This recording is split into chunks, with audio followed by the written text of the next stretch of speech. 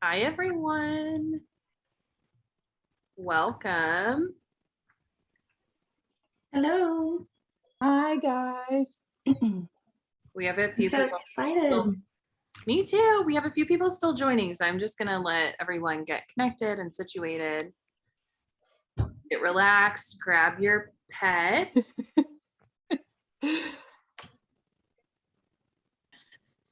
Right. Okay, let's kick it off. All right. Hi, everyone. I'm Kristen Jones. I'm the Director of Operations at AskVet. And tonight, get ready to unwind and relax with your pet. We are going to show everyone a few things on massage for your pet. And we've got Georgia Duncan here, our AskVet care coach. She's going to be leading the charge tonight. If you have questions, feel free to ask them out loud, or you can also drop them in the chat box. I'll be monitoring that. And I'll stop Georgia if we have any questions come in there. Comments, anything, please put them in there. And also, I am going to pin or spotlight Georgia. Actually, if you guys can, you can pin Georgia's video. That way, we can still see each other if you want. But if you right click on her video, you can pin her. So she's the one you see. So you can see in full detail what we're going to be doing today. So with that being said, Georgia, I'm going to hand it over to you. Let's start it off. All right. Hello, everyone, and good evening. Thank you so much for joining myself and Pickles today. Pickles is my 4-year-old cat. She looks like a little black Boyd, but she is a real cat here. And she's going to be helping me demonstrate how to give your pet a massage. So we're going to cover the benefits, how to do it, some really simple strokes that you can do anytime on your pet. So let's start with the benefits, which there are many, just like massage for us.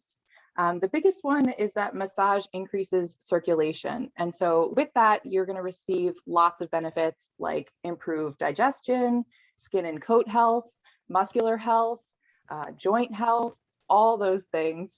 And on top of it, you're also releasing calming endorphins, which relieves stress and promotes overall relaxation for your pet. And just like us, your pets do get stressed. So it's important to help them unwind. And massage is a great way to do that. It also really helps build and promote a stronger connection with your pet. So especially if you've got a rescue animal or one with a little more anxiety than usual, massage can be a great way to bond in a positive way with your pet. But to receive these benefits, the frequency is really important. So ideally, we would be doing massage on our pets a couple times a week. If you can make it happen, once a day would be ideal, but don't stress out. They can be really short sessions. So they don't need to be the 60, 90-minute sessions that we usually sign up for. They can be 5, 10, 15 minutes. And you can break it up throughout the day. So maybe 5 minutes in the morning, 5 minutes at night. But the increased frequency of the massage is really where you're going to see the most benefit. So some things to consider. You do want to be cautious if your pet has an injury or has just had surgery, and any skin disorders, because the skin disorders can often be transferred from your pet to yourself. So these are things that we just want to get under control and get addressed with our veterinarian before we go in and start performing massage. Massage can help speed healing, but if your pet has just recovered from surgery, I really encourage you to speak with your vet and your physical therapist about the most appropriate massage for your pet. But if you've got a happy, healthy little guy, then the techniques we're going to discuss tonight can all be practiced at your own time, or tonight in real time if you have got a willing participant. Okay, so setting the stage for your massage. We want to do this in a really calm and familiar environment. So a place that your pet is more likely to relax on their own is a good place to start. Pickles right here is on her chaise lounge that she enjoys all the time. So this is a good natural relaxation spot for her. You can try a couch, your bed, your dog's bed, really anywhere that they're more likely to be calm and relaxed.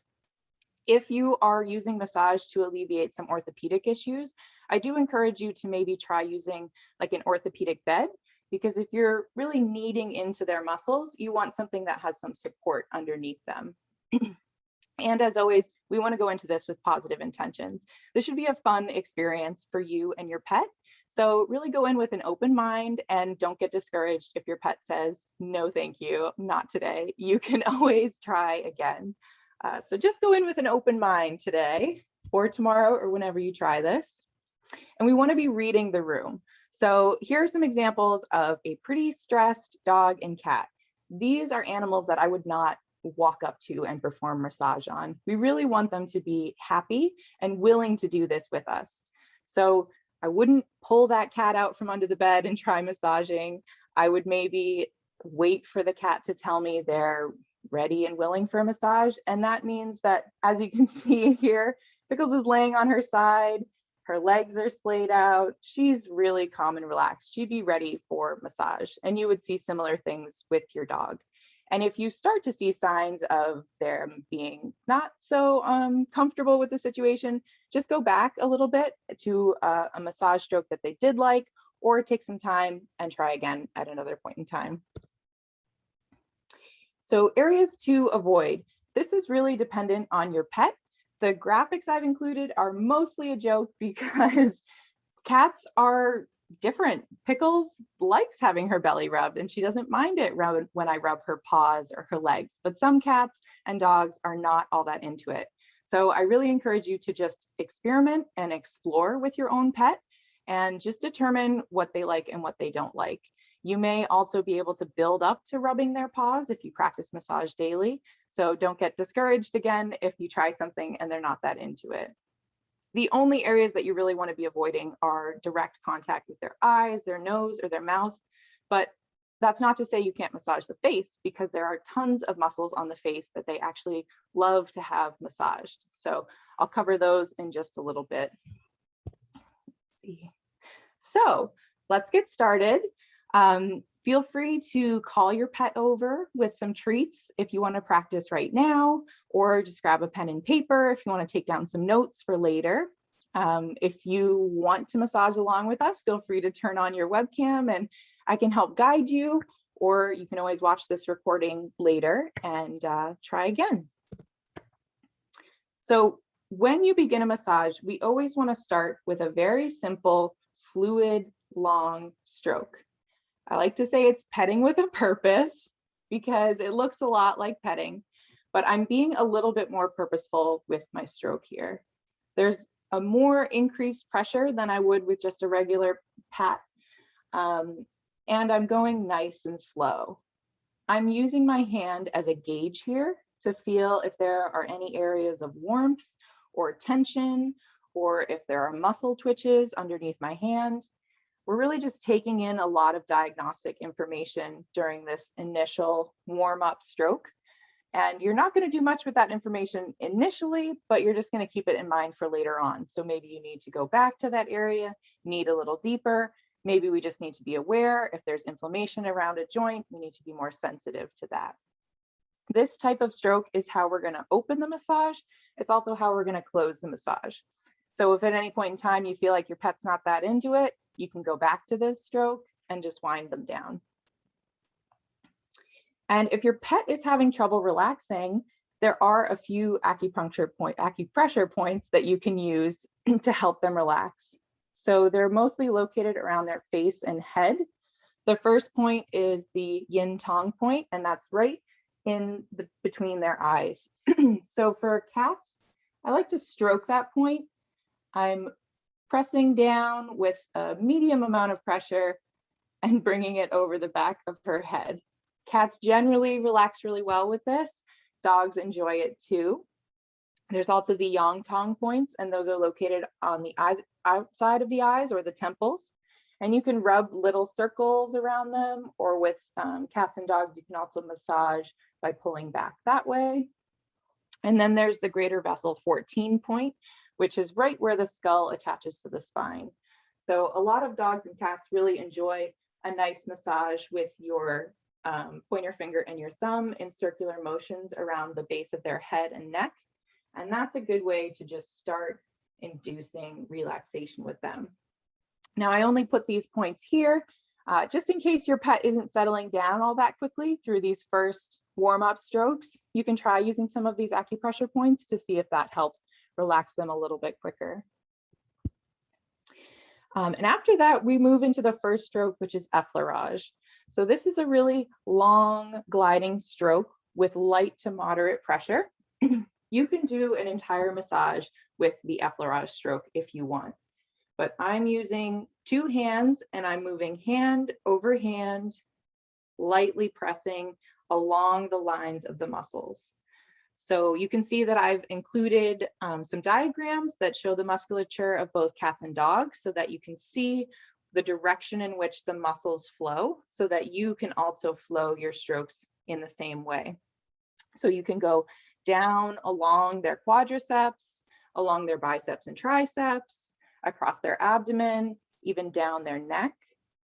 You can also move in sort of a figure 8 pattern, moving your hands one over the other.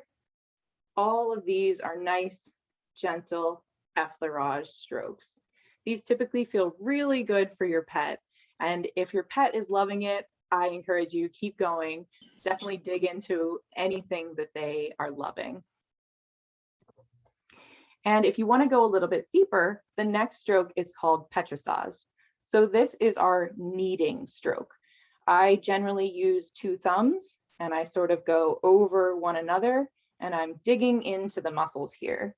Because I've got a cat, I'm going gentle, but if you've got a big muscly dog, feel free to give in a little bit. They can take a fair amount of pressure and they often enjoy it. But again, if your pet decides that that's too much pressure, back off and you can go back to the Effleurage if you want, or just try with more medium pressure here. This one is really good for muscle tension and knots. And another technique in Petrissage is called skin rolling. Dogs really like this one, cats not so much, but we'll see if she's into it. Skin rolling is where you would pull up on the skin. You're not exactly pulling it up, but you're pinching it to some degree. So I'm pinching the skin in between my fingers, and I'm rolling up her spine. This helps alleviate the tension that's in between the skin layer and the muscle layer. And if you go down a dog's spine, you'll often find they really enjoy the skin rolling technique. And through all of your Petrissage and Effleurage, you may find some knots. And if you do find a knot, one technique you can use is called ischemic compression. And it's very similar to what is performed on us in a massage. And that's when you press down on the knot that you found for 10 seconds. And while you're doing this, you are stopping the blood flow just temporarily to that tightened muscle area. And then when you alleviate that, the blood flows through and that helps decrease the inflammation in that muscle. Dogs and cats generally build up knots in their forearms and in their quadriceps. They take a lot of weight and a lot of stress in those areas. So that's generally where you'll find them.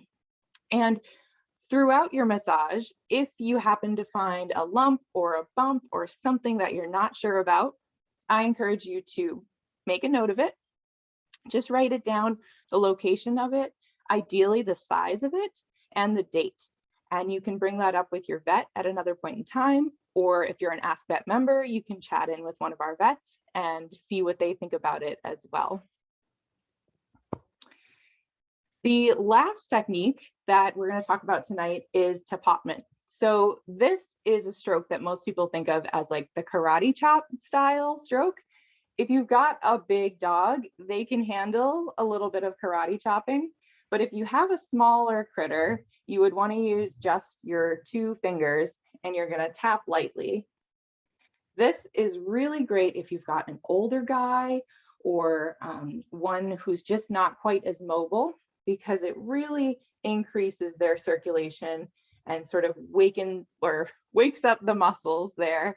So, you know, if the animal's not moving all that much, either because they're old or maybe just not feeling as well, they can develop swelling or edema in those joints because of the lack of motion. So by doing this Tapotment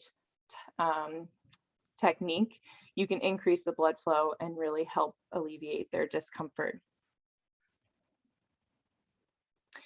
So once you have run through all these different strokes and figured out what feels good to your pet, you can then go back and close the massage by doing that nice, long, broad stroke again, and just slowly thanking your pet for participating. This is also a really nice time to just express your love and appreciation for your pet. They pick up on a lot more than we know, and I encourage you to always share your appreciation for your little buddy, and now is a perfect time to do that. So does anyone have any questions? I'd also love to know if anyone is interested in going deeper. So there are lots of different styles of massage, and it can be beneficial for doggy athletes, anxious rescue dogs. We can also cover more about acupressure and what is acupuncture. All great ideas, and if you're interested, we'd love to know, and we can certainly do more webinars on that. But how did everybody do? Did anybody try it with their pet? Was it a success? Did we have any struggles out there? It was a struggle at first, but I think the Tapotment was something that worked for me. All of a sudden, you just calmed down and loved it. Nice, that's great, Peter. Same with mine. He liked that part. And the skin, he really likes the skin rolling too. So awesome. Yeah, those are both great techniques. I have a hard time getting him to stay still enough to do the acupressure points to relax him.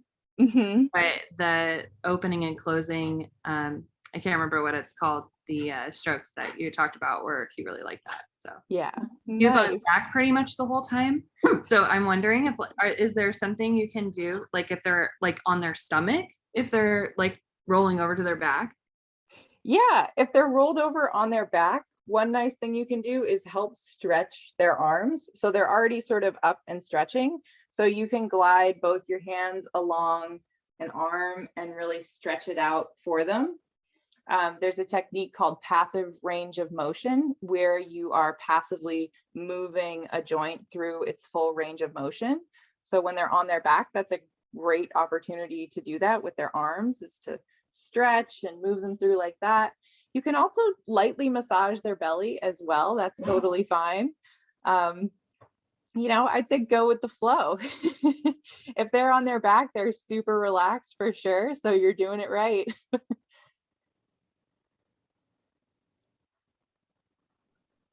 Well, awesome. Said, her cat Boris is used to massage.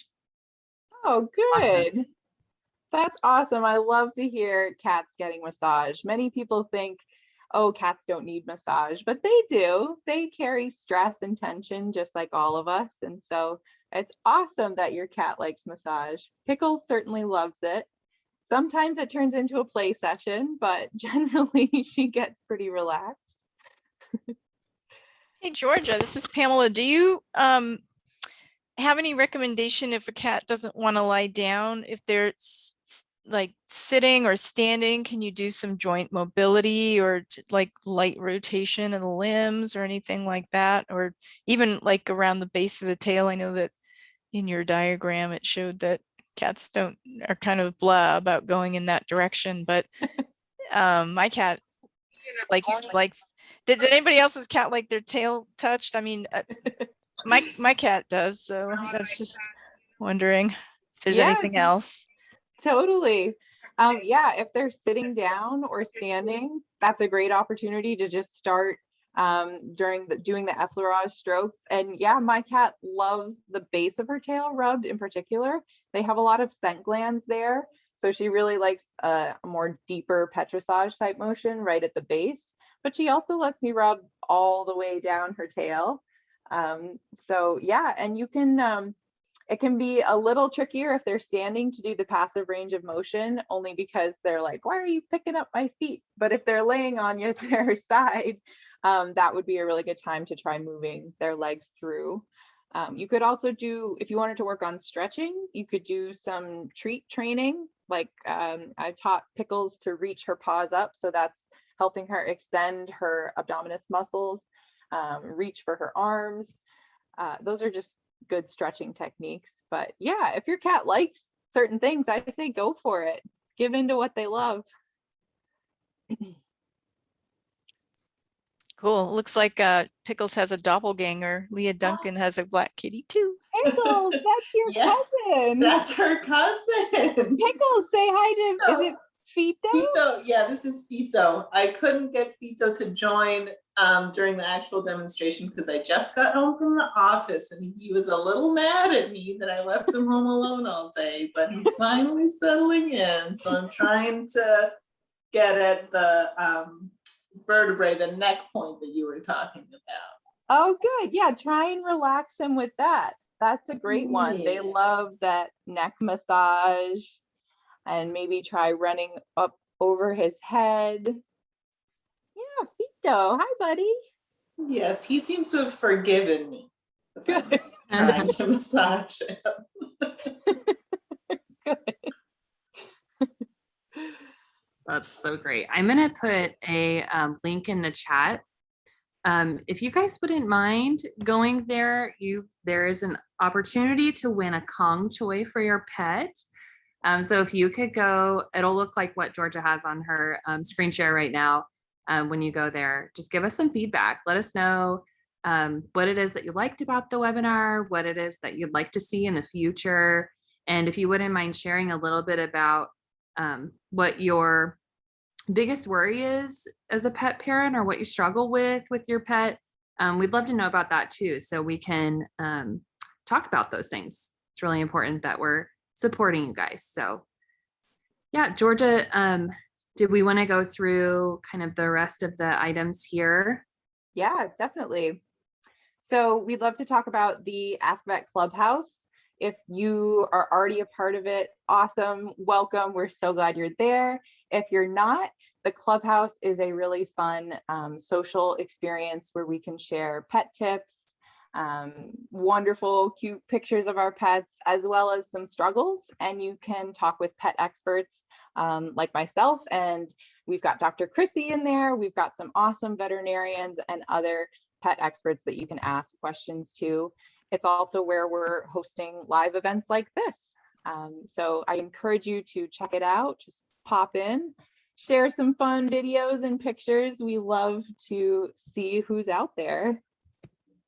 And also ask any questions you have. We have experts in there. We'd love to hear more about anything that's coming your way in your pet parenting journey, and just talk about it. There's other people in there that have got similar things going on. We all obviously have pets and experience those same things. So it's a safe place for you to be vulnerable in your pet parenting experiences. Definitely. We also have the AskVet Mobile App. So if you are not a member with AskVet, I encourage you to download the app, check it out. We offer 24/7 access to veterinarians through chat, and you also gain access to interacting with care coaches like myself. And we also have our other care coach, Emily, on tonight. She's massaging her cow. Let's see. There are so many benefits, like 24/7 vet support. Like I said, we also have a rainy day fund. So for each month that you're a member, we contribute $45 to a rainy day fund. And should your pet be recommended to go to an emergency room by one of our veterinarians, you can then utilize those funds to help cover that cost.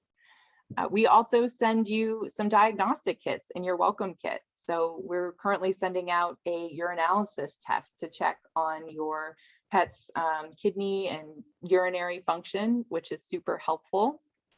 We also have an awesome partnership with PetCareRx, and they offer incredible discounts on pet food and supplies and toys. It's really awesome. Pickles has already reaped so many of those benefits. We also host really fun events like this, where we can interact with you and answer really deep, interesting questions. We've got a webinar coming up next week about separation anxiety in dogs. So if you're interested in that, tune in. We've got the clubhouse, like I spoke about, as well as care coaching. So as a care coach, I help make sure you get the most out of your AskVet membership. And I also help you design a personalized pet plan. So you can schedule 30-minute phone or Zoom consultations with myself or Emily, and we help dive into your goals as a pet parent and design a plan to help you achieve those. And here's our awesome care squad. We have some incredible veterinarians and care coaches on our team. All are super knowledgeable, very compassionate, and just awesome and fun to talk to. So I hope you guys can become members and get to interact with some of our great crew here. Anything else to add, KJ? Nope, you did great. Yeah, does anyone have any other questions or comments to share? Jess, I see we've got a cute little Frenchie face on your video. Hi, buddy. Adorable. Oh, he's sweet. Aw, thanks for sharing, Jess. He's really cute. My dog is currently on his back again, waiting for another massage. I think he's getting spoiled. He's ready for round 2. Oh, yes. Pamela just mentioned that she just started following AskVet on TikTok. We are now on TikTok. So if you're on TikTok, give us a follow. If you're not on TikTok, get on TikTok and give us a follow. I am also on TikTok. I haven't got brave enough to post a video yet, but the day might come. We'll see. But we need your help. Pickles has goals to go viral. So yes, you can follow us at Care Coach Georgia on TikTok. Pickles is a star. she's already on AskVet's TikTok. So more, we'll see. You'll see more info there. We'll talk about some of our webinars coming up and other things there too. So yeah, it was great to have all of you here tonight. Thank you so much for joining. If you guys could just click on that link I put in the chat box and fill that out for us, so we know, what you're enjoying or what you'd like to see in the future, we would absolutely love that. So thank you for joining us tonight. And Georgia, thank you so much for walking us through that. Pickles did great. She did wonderful. I am so proud of her. But thank you everyone for joining. This was really fun, and I hope we can do more of these in the future. So thanks for coming out tonight. Definitely will. Take care, everyone. Thank you. Thank you. Thank you. Bye. Bye.